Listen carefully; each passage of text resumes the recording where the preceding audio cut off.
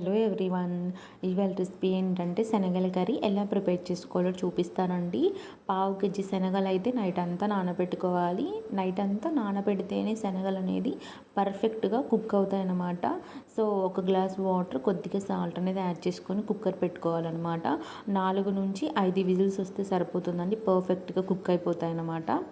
పక్కన పెట్టేసుకోవాలి. ఇప్పుడు ఇందులో గ్రేవీ కోసం అని చెప్పి నేను 3 టమాటో అయితే గ్రైండ్ చేసుకోవాలండి పేస్ట్ లాగా. చిన్న ముక్కలుగా కట్ చేసుకొని మిక్సీ జార్లో వేసుకొని పేస్ట్ లాగా చేసి పక్కన పెట్టేశాను. ఇప్పుడు స్టవ్ ఆన్ చేసి కడాయి పెట్టేసుకొని 10 జీడిపప్పు పలుకులు అండ్ హాఫ్ కప్ వచ్చేసి వెండి కొబ్బరి తీసుకొని, రెండు కూడా మీడియం ఫ్లేమ్ కూడా కాదండి, సిమ్లో పెట్టి బాగా ఫ్రై చేసుకోవాలి. ఎందుకంటే కొబ్బరి వెంటనే మాడిపోతుంది కాబట్టి సిమ్లోనే జరగాలి. ఈ ప్రాసెస్ అంతా బాగా ఫ్రై అయ్యాక మిక్సీ జార్లోకి తీసుకొని 2 పచ్చిమిర్చి యాడ్ చేసి కొద్దిగా వాటర్ యాడ్ చేసేసుకొని పేస్ట్ లాగా మిక్సీ అనేది పట్టుకోవాలి. పేస్ట్ లాగా ఉంటే, గట్టిగా ఉంటే చాలా టేస్టీగా ఉంటుంది గ్రేవీ కూడా. ఇప్పుడు కర్రీ కోసం స్టవ్ ఆన్ చేసి కడాయి పెట్టేసుకొని ఆయిల్ హీట్ అయిపోయాక జీలకర్ర, ఒక ఆనియన్ వేసుకొని బాగా ఫ్రై చేసుకోవాలన్నమాట. పచ్చివాసన అనేది ఉండకూడదు. హాఫ్ టీ స్పూన్ వచ్చేసి అల్లం వెల్లుల్లిపాయ పేస్ట్ కూడా వేసుకొని బాగా ఫ్రై చేసుకోవాలి. బాగా ఫ్రై అయిపోయిన తర్వాత సరిపడా కారం, సరిపడా సాల్ట్, కొద్దిగా పసుపు, ఒక స్పూన్ వచ్చేసి గరం మసాలా, ఒక స్పూన్ ధనియాల పౌడర్, ఒక స్పూన్ జీలకర్ర పౌడర్ కూడా వేసుకొని బాగా ఆ మసాలాలన్నీ కూడా ఆనియన్కి పట్టేలాగా మిక్స్ చేసుకోవాలండి.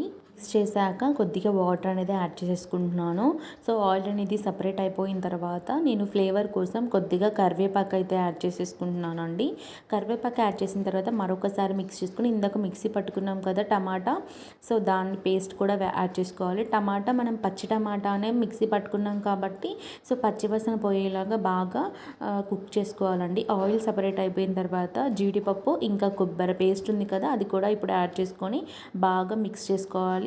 కారం కానీ, మసాలాలు కానీ, సాల్ట్ కానీ అడ్జస్ట్ అవ్వకపోతే కనుక ఇప్పుడు అడ్జస్ట్ చేసుకోండి.